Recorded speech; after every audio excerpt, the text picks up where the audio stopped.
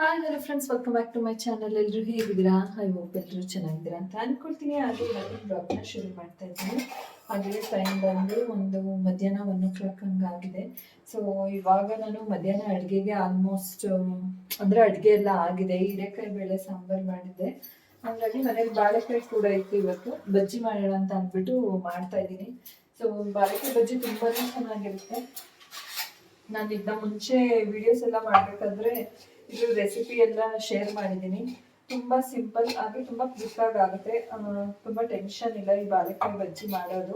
ಏನಾದರೂ ಅರ್ಜೆಂಟಾಗಿ ಯಾರಾದರೂ ಗೆಸ್ಟ್ ಎಲ್ಲ ಬಂತು ಅಂದರೆ ನಿಮಗೆ ಇವತ್ತು ಬಾಳೆಕಾಯಿ ಬಜ್ಜಿ ಎಷ್ಟು ಬೇಗ ಮಾಡ್ಕೋಬೋದು ಅಂತ ಅಂದ್ಬಿಟ್ಟು ಅದಷ್ಟೇ. ಅಂದರೆ ನಾನು ನೆನೆಸ್ಕೊಳ್ತಾ ಇದ್ದೆ, ಎಗ್ ಬಜ್ಜಿ ಕೂಡ ಮಾಡ್ಕೊಳ್ಳೋದು ಅಷ್ಟು ತುಂಬ ಈಸಿ. ಬಟ್ ನಾನು ಎಗ್ ಬಜ್ಜಿ ಮಾಡ್ತಾ ಇಲ್ಲ. ಏನಕ್ಕೆ ಅದನ್ನು ಅದ್ರ ಬಗ್ಗೆ ಹೇಳಿದೆ ಅಂದರೆ ಪಕ್ಕದಲ್ಲಿ ಎಗ್ಗಿತ್ತು. ಸೊ ಹಾಗಾಗಿ ಅದನ್ನ ನೆನೆಸ್ಕೊಂಡೆ.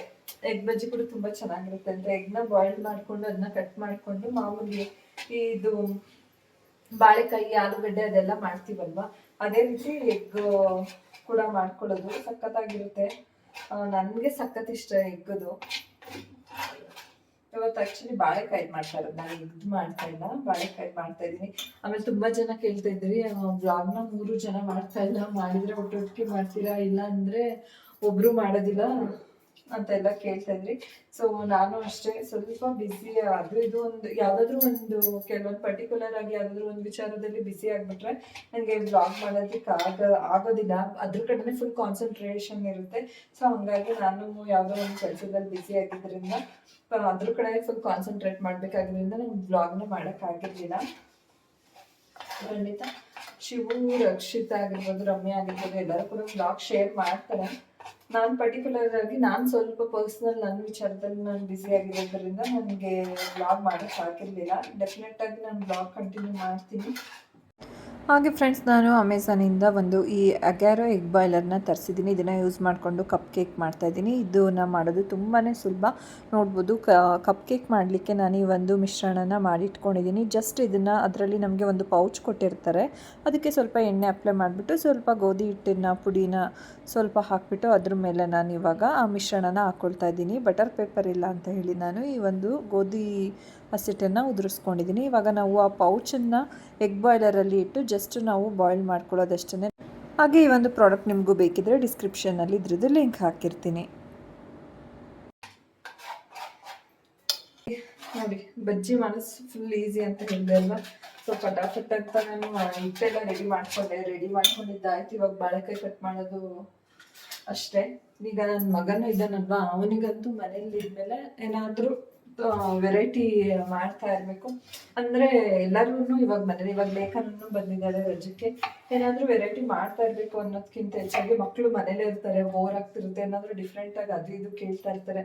ಅದರಲ್ಲೂ ಸಮ್ಮರ್ ಆಗಿರೋದ್ರಿಂದ ಅಂತೂ ಫ್ರೂಟ್ ಸಲಾಡ್ ಆಗಿರ್ಬೋದು, ಕಸ್ಟರ್ಡ್ ಅದೆಲ್ಲ ಮಾಡ್ಕೊಳ್ತಾ ಇರ್ತಾರೆ. ಅದರಲ್ಲೂ ನಾನು ಮಾಡೋದ್ಕಿಂತ ನಮ್ಮ ಚಿಂಟು ಸ್ವಲ್ಪ ವೆರೈಟಿಯಾಗಿ ಅದು ಇದು ಟ್ರೈ ಮಾಡೋದು ಜಾಸ್ತಿ. ಸೊ ಇವತ್ತು ಏನು ಮಾಡೋದು ಅಂತ ಅದೇ ನಾನು ಅಂದ್ಕೊಳ್ತಿರ್ಬೇಕಾದ್ರೆ ಈ ಬಾಳೆಕಾಯಿ ಇತ್ತಲ್ಲ, ಬಜ್ಜಿನಾದರೂ ಹಾಕೋಣ ಊಟಕ್ಕೆ ಮಧ್ಯಾಹ್ನ ಅಂತ ಅಂದ್ಬಿಟ್ಟು ಹಾಕ್ತಾ ಇರೋದಷ್ಟೇ. ಇವಾಗ ನೋಡಿ, ಈ ಪೀಸ್ ಈ ಥರ ಕಟ್ ಮಾಡ್ಕೊಳ್ತಾ ಇದ್ದೀನಿ.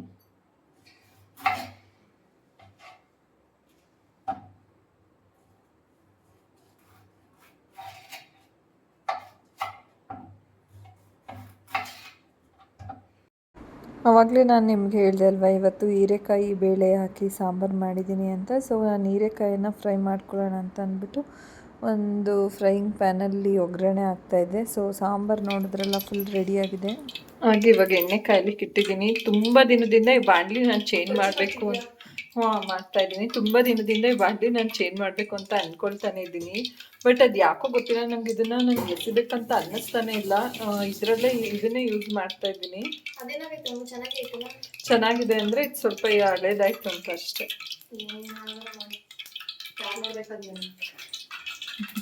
ಯಾರು ನೋಡ್ಬೇಕಂತಲ್ಲ, ಇದಾಗಿದೆ ಅಂತ ಅಷ್ಟೇ. ಈ ಚಿಂಟು ಖುಷಿಯಾಗಿರುತ್ತೆ.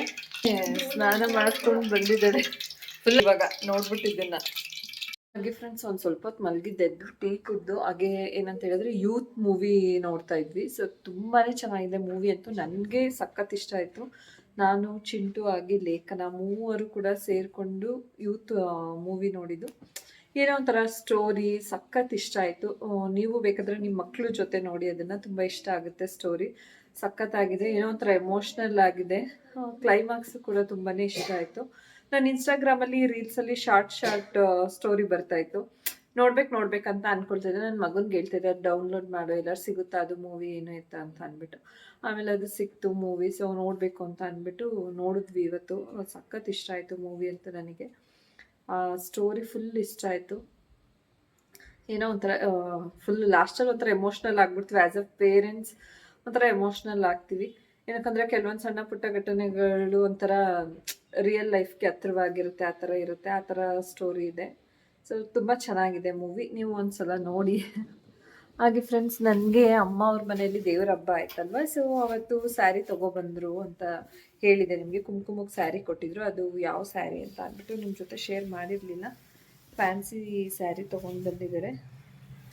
ಸ್ಟಿಚ್ ಕೊಡೋಣ ಅಂತ ಅಂದ್ಕೊಳ್ತಾ ಇದ್ದೆ. ಹಾಗೆ ತೆಗೆದಿದ್ಮೇಲೆ ಅದನ್ನು ತೋರಿಸೋಣ ಅಂತ. Lavender colour fancy sari.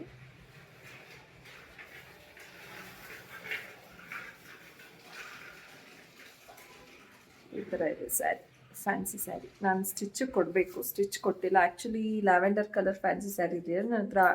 Same ಒಂದು ಸ್ವಲ್ಪ ಡಿಸೈನ್ ಚೇಂಜು. ಆನಿಯನ್ ಪಿಂಕ್ ಇತ್ತು. ರಮ್ಯಾ ಆನಿಯನ್ ಪಿಂಕ್ ರಮ್ಯಾಗೆ ಸಿಕ್ಕಿದೆ, ನನಗೆ ಲ್ಯಾವೆಂಡರ್ ಸಿಕ್ಕಿದೆ. ನೋಡಿದ್ರಲ್ಲ, ಇದೇ ಸ್ಯಾರಿ ನಮಗೆ ಕುಂಕುಮಕ್ಕೆ ಸಿಕ್ಕಿದ್ದು. ಅಮ್ಮನ ಮನೆ ಕುಂಕುಮಕ್ಕೆ ಕೊಟ್ಟಿರೋದು ನಮ್ಮ ತವರಲ್ಲಿ ನಮಗೆ ಸ್ಯಾರಿನ. ಇವಾಗ ಜಸ್ಟ್ ಸ್ಟಿಚ್ಚಿಗೆ ತೊಗೊಂಡೋಗಿ ಕೊಡಬೇಕು, ಹೋಗೋಕ್ಕೆ ಆಗಿಲ್ಲ.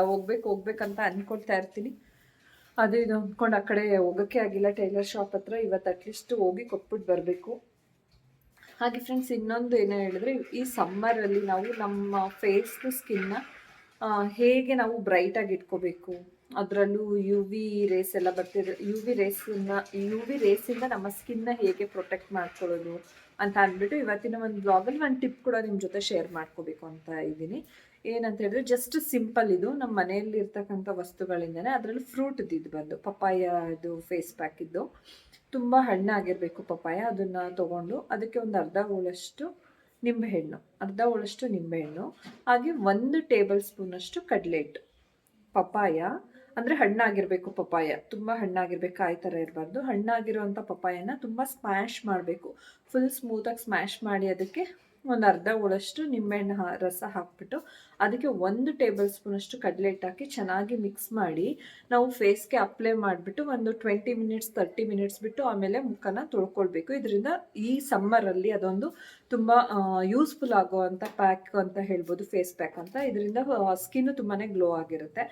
ಅದಷ್ಟೇ ಅಲ್ಲದೆ ಇನ್ನೊಂದು ರೆಮಿಡಿ ಏನು ಮಾಡ್ಬೋದು ಅಂದರೆ, ಅಲೋವೆರಾ ಹಾಗೆ ಜೊತೆಗೆ ಕೊಬ್ಬರಿ ಎಣ್ಣೆ, ಇದೆರಡನ್ನು ಮಿಕ್ಸ್ ಮಾಡಿ ಸ್ಕಿನ್ಗೆ ಅಪ್ಲೈ ಮಾಡಿದ್ರು ಕೂಡ ಅದು ಕೂಡ ತುಂಬಾ ಗ್ಲೋ ಆಗಿರುತ್ತೆ. ಸೊ ಇವತ್ತಿನ ವಿಡಿಯೋದಲ್ಲಿ ಒಂದು ಯೂಸ್ಫುಲ್ ಆಗಿರೋಂಥ ಈ ಸಮ್ಮರ್ಗೆ ಸ್ಕಿನ್ ಕೇರ್ ಹೇಗೆ ಮಾಡೋದು ಮತ್ತು ಯೂಸ್ಫುಲ್ ಆದಂಥ ಈ ಒಂದು ಟಿಪ್ಸ್ನ ನಿಮ್ಮ ಜೊತೆ ಶೇರ್ ಮಾಡ್ಕೋಬೇಕು ಅಂತ ಅನ್ನಿಸ್ತು. ಅದಕ್ಕೋಸ್ಕರ ಶೇರ್ ಮಾಡಿಕೊಂಡೆ. ಹಾಗೆ ಫ್ರೆಂಡ್ಸ್, ಇವತ್ತಿನ ಒಂದು ಪುಟ್ಟ ವ್ಲಾಗ್ ನಿಮ್ಗೆ ಇಷ್ಟ ಆಗಿದ್ರೆ ದಯವಿಟ್ಟು ಲೈಕ್ ಮಾಡೋದನ್ನು ಮರಿಬೇಡಿ. ಹಾಗೆ ಇನ್ನು ಯಾರಾದರೂ ನನ್ನ ಚಾನಲ್ಗೆ ಸಬ್ಸ್ಕ್ರೈಬ್ ಆಗದೆ ವೀಡಿಯೋಸ್ನ ನೋಡ್ತಾ ಇದ್ರೆ ದಯವಿಟ್ಟು ಸಬ್ಸ್ಕ್ರೈಬ್ ಮಾಡ್ಕೊಳ್ಳೋದನ್ನು ಮರಿಬೇಡಿ. Thank you.